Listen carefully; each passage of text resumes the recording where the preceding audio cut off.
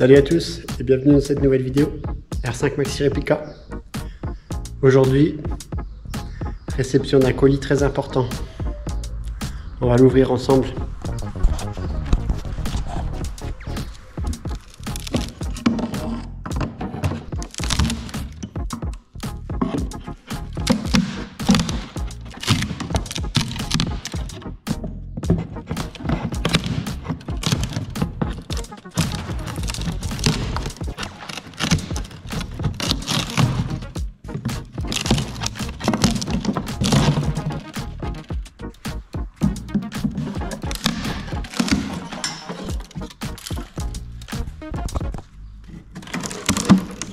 Ouh, oui.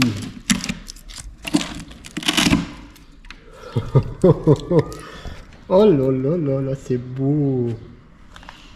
Et vous l'avez deviné, j'ai enfin reçu mon tour. Alors c'est un petit tour, hein, mais pour ce que j'ai à faire, ça suffit largement. On va déballer ça ensemble.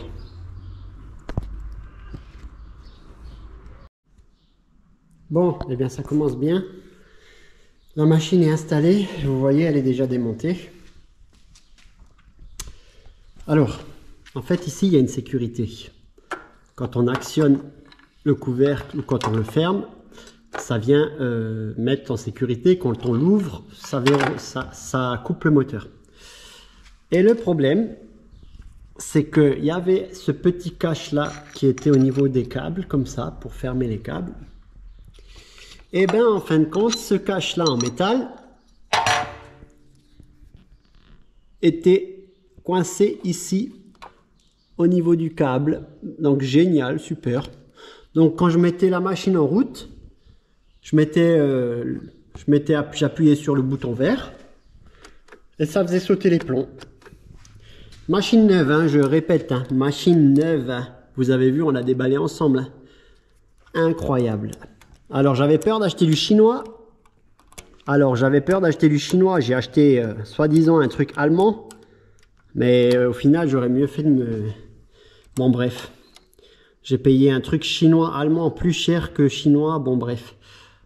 Ça m'apprendra à vouloir faire les choses bien. La prochaine fois, les gars, acheter chinois, c'est de toute façon la même merde. Bref. Au moins la pignonnerie est en métal. Des pignonneries différentes pour changer la démultiplication. Après, je vais pas me plaindre, c'est quand même, ça reste correct pour le prix. Il faut juste être un petit peu bricolo et être muni d'un multimètre et on trouve la panne assez rapidement. Mais c'est pas normal. Pour un machin qui est censé être plug and play, on le branche, on met les quelques vis qu'il faut mettre là, par-ci, par-là et normalement il est censé fonctionner. Mais bon, bref, c'est comme ça. Allez, je vous reprends tout à l'heure pour le premier test de fonctionnement. Bon, ça y est, il est en fonction. J'ai déjà fait une première passe. Bon, on va pas se mentir, hein, c'est du low cost. Mais pour mon utilité, ça fait le job. Honnêtement. Donc il y a un régulateur. Marche avant, marche arrière. Enfin, oui, voilà. Je peux faire les filetages. Il y a tout un système pour faire les filetages. Bon, ça reste du low cost, mais pour mon utilité, ça devrait le faire, j'espère. On verra ce que ça donne à long terme.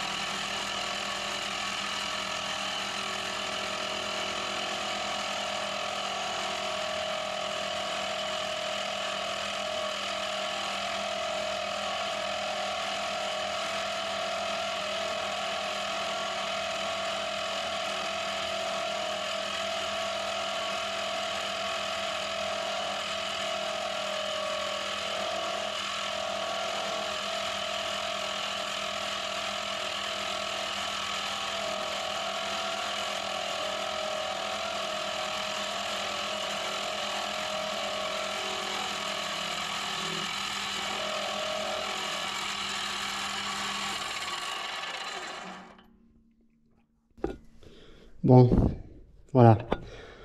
C'est pas l'idéal, mais bon, après, je suis très novice, hein. Je sais pas s'il faut faire des marches avant, marche arrière. Je ne connais pas grand-chose. Il faut vraiment que je me renseigne maintenant avec tout ça. Avec ce coffret, donc j'ai acheté le coffret avec toutes les fraises, des carbures, enfin voilà, tous les différents... Et puis sur mon porte-outil, j'ai mis un deuxième outil pour la coupe.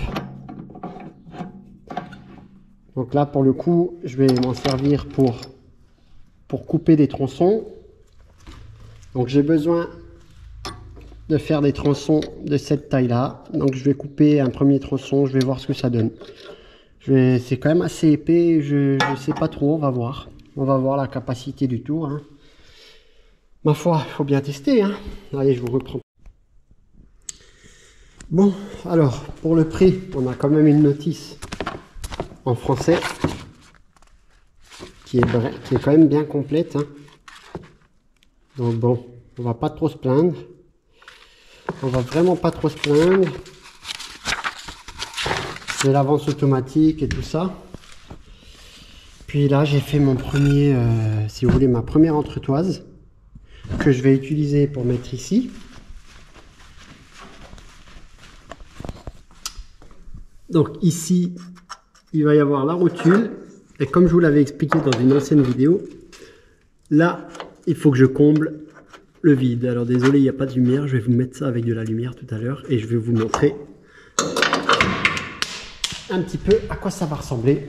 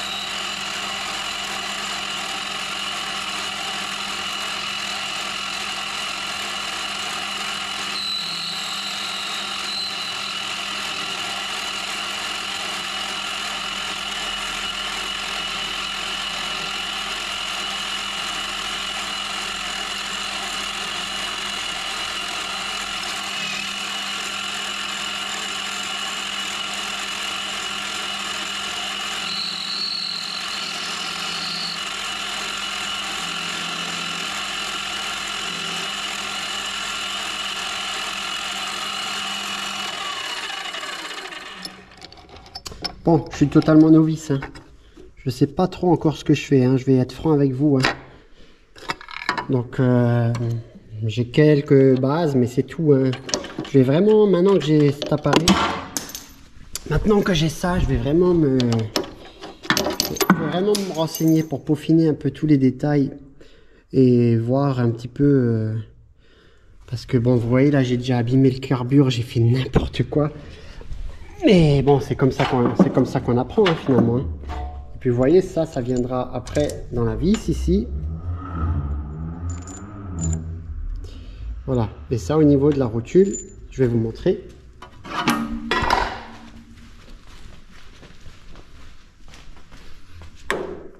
Donc là, on voit mieux avec de la lumière quand même, hein.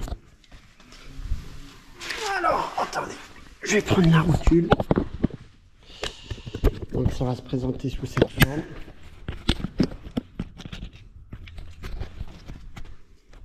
Alors désolé, je suis en GoPro.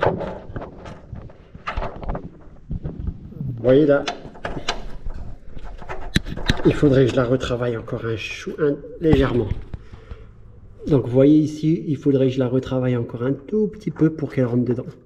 C'est ce que je vais faire là.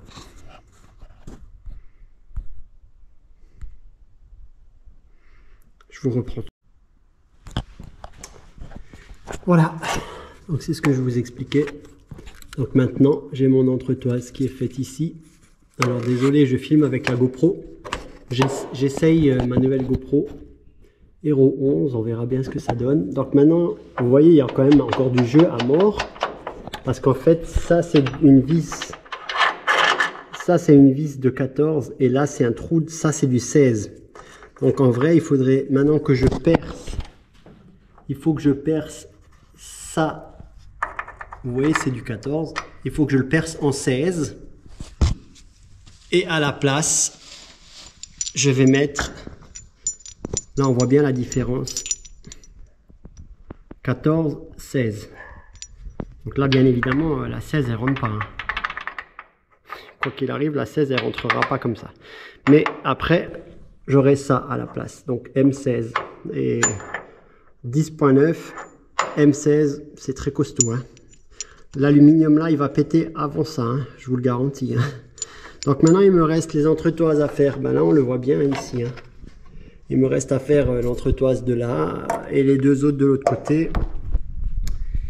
Et puis tout un tas d'autres choses que je vous ai déjà dit dans la précédente vidéo. Voilà. Donc je suis totalement novice. Si j'ai fait des bêtises, vous me le dites en commentaire. Hein. Je suis vraiment pas... Je vais essayer de voir pourquoi mon carbure il a fait cette merde là. Est-ce que c'est je suis allé trop vite, j'étais pas assez vite au niveau de la rotation, bon, tout ça, ça s'apprend. Hein. Bon, je suis vraiment pas du métier pour le coup, mais bon, vous voyez, pour faire ce que j'ai à faire, ça suffit largement. Et bien voilà, les bagues sont tournées, je suis content. Finalement, ce petit tour, il fait le job. C'est pas du haut de gamme, mais ça fait largement le job. Donc c'est les 4 bagues hein, qui vont venir donc de chaque côté là et de chaque côté l'autre côté. Donc maintenant il faut que je démonte la semelle de la coupelle en aluminium qui se fait ici et je vais repercer donc les quatre trous là et les 4 trous de l'autre côté en M12. Je vous ai raconté des bêtises. C'est du M10. Actuellement c'est du M10. Et l'intérieur des rotules, c'est du 12. Donc je vais mettre une vis en 12. Et là, c'est du 10. Donc je vais repercer en 12 pour que ça corresponde. Et là, vous voyez, j'ai dû faire une petite découpe pour pouvoir passer ma vis ici. Parce que sinon, pour à chaque fois qu'on veut démonter cette vis, il faut démonter toute la semelle, toute la coupelle. C'est vraiment chiant. Donc j'ai fabriqué là, enfin j'ai découpé là de chaque côté une petite ouverture. Vous voyez là, pour pouvoir la vis, pour que la vis puisse sortir par là. De ce côté-là, aucun problème, elle sort. Mais de ce côté-là, elle bloquait. Donc il faut aller à chaque fois démonter tout ça. Voilà. Donc maintenant il va me rester à souder tout le côté verso, enfin ébavurer toutes ces merdes là, faire ça propre. Et puis direction sablage, en espérant que le monsieur veuille bien répondre. Et puis on verra si je la fais sabler ou pas. Mais en principe, je vais la faire microbiller. Pas sabler, microbiller. Donc ça devrait avoir un beau résultat. Eh bien, je vais vous montrer un petit peu ce que ça donne. Alors, j'ai repercé mes semelles. Donc... M12, donc j'ai repercé en M12. Donc ça c'est la fameuse rondelle que j'ai tournée autour. Ça c'est les deux espèces d'inserts qui viennent dans la rotule. Alors il y a un petit jeu, hein, il y a un petit jeu, mais c'est normal. C'est quand on vient plaquer après la rotule à l'intérieur, quand on vient serrer la vis, ça vient, le jeu vient se plaquer contre et puis bon, il n'y a plus de jeu quoi. En réalité, il n'y a pas de jeu. Hein. Quand c'est monté en place, il n'y a pas de jeu. J'ai fait des essais là du coup avec la vis, donc ça passe pile poil, mais ça passe. Idem de ce côté-là. On voit pas vraiment bien, mais ça passe. Il y a quoi? Il y a, on va dire, il y a 8 mm. Là, de ce côté-là, il y a un peu plus. Là, il y a un bon centimètre. Et on m'a conseillé de faire des renforts parce qu'en fait, quand tout le porte-à-faux viendra se faire au niveau des deux supports en aluminium là, qui sont quand même relativement fins. Donc, ce que j'ai fait, j'ai soudé un gros fer plat à ce niveau-là. Donc, ici, sur la coupelle qui n'est pas démontable du coup, hein, au niveau carrément du châssis. Idem de ce côté-là. Hein. Idem de ce côté-là. Et donc, comme ça, en fin de compte, les efforts seront répartis à la fois sur la semelle en aluminium et à la fois sur le gros fer plat ici. Donc, après, là, il y avait une espèce d'usinage que j'ai dû me remplacer avec une rondelle ici. Et puis voilà. Et puis bon, là c'est top, hein, c'est ça. Maintenant il reste à souder. Maintenant il va me rester à souder les deux comment dire, les deux bras de suspension là. Donc pointer ici de chaque côté et après souder tout le long ici. Et puis après usinage de cette pièce là. Donc cette pièce-là, elle traverse ici, après elle vient se fixer avec une vis à ce niveau-là. Ça traverse, ça prend les deux vis en même temps. Et puis donc ça, je vais devoir faire autour. Et voilà quoi. Et puis après assemblage, montage, voir ce que ça donne. Mais là, ça devrait, j'espère en tout cas, ça devrait tenir le coup. Je vais certainement peut-être faire quand même un petit renfort en supplémentaire. Malheureusement, de ce côté-là, je ne peux pas en faire un deuxième. Ben, sinon, la vis va toucher le ressort en fait. Hein. Donc, et puis de toute façon, tout est en aluminium de ce côté-là. C'est difficile à faire. Donc, voilà. Et puis, on sera pas trop mal. On sera pas trop mal. Bon, c'est mon premier essai à la GoPro. Vous me direz ce que vous en pensez. Je suis pas à l'aise. Hein. C'est pas très. Je trouve que ça bouge beaucoup. Il n'y a pas de stabilisation terrible. Bon, on verra bien. Je pense que les prochaines vidéos, tout dépendra de celle-là. Mais je vais peut-être quand même continuer à les refaire comme je faisais avant avec la Nikon et le stabilisateur, quoi. Bon, on verra. En tout cas, voilà, il me reste encore une masse de boulot à faire à ce côté. Bah voilà, à ce côté-là, c'est aussi fait. Hein, j'ai fait les deux côtés, hein, évidemment. Hein. Donc de ce côté-là, c'est aussi en place. Hein, donc ça passe, tout qui passe au chausse-pied, mais ça passe. Donc après, c'est assez chiant à mettre en place parce qu'il faut mettre les deux vis là et toutes les vis de la semelle. Donc celle-ci et celle-ci là. Donc il faut tout mettre quand on met la semelle de la coupelle d'amortisseur là et tout. Enfin, tout est au millimètre. C'est un truc de fou. Donc c'est pour ça que j'avais fait les rotules réglables comme ça pour pas avoir besoin à chaque fois de tout redémonter pour faire les réglages de géométrie parce que c'est un enfer sinon. Et j'ai aussi dû rapetissir mes biellettes de direction. Sinon j'avais trop de pincements. Du coup, comme j'ai modifié le carrossage ici, j'avais trop d'ouverture ou trop de... Je sais plus maintenant, mais voilà. Donc après la géométrie, forcément, elle sera complètement à revoir. Hein. Voilà ce que ça donne une fois assemblé. Donc là, on voit bien. Alors, tout passe au millimètre. Hein. En fait, franchement, c'est pile poil. Là, on dirait que ça touche, mais en réalité, ça touche pas. C'est vraiment très serré, mais ça passe. Donc voilà. Donc maintenant, il va rester à souder. Il va me rester à souder proprement tout le côté verso. Bon, et bien évidemment, il faudra tout redémonter avant le sablage. Voilà. Je vais vous faire une vue de ce que ça donne avec la roue. De ce côté-là, j'ai remis la roue.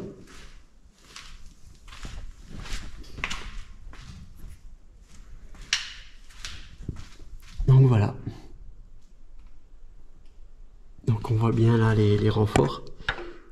Donc c'est un peu chiant à mettre en place parce que tout est ajusté au millimètre, mais ça passe, ça passe. Comme ça on dirait que ça touche, c'est un effet d'optique. En réalité ça touche pas. Hein. Là ça passe, là ça passe, là idem, là ça passe, là ça passe, mais ça passe très près.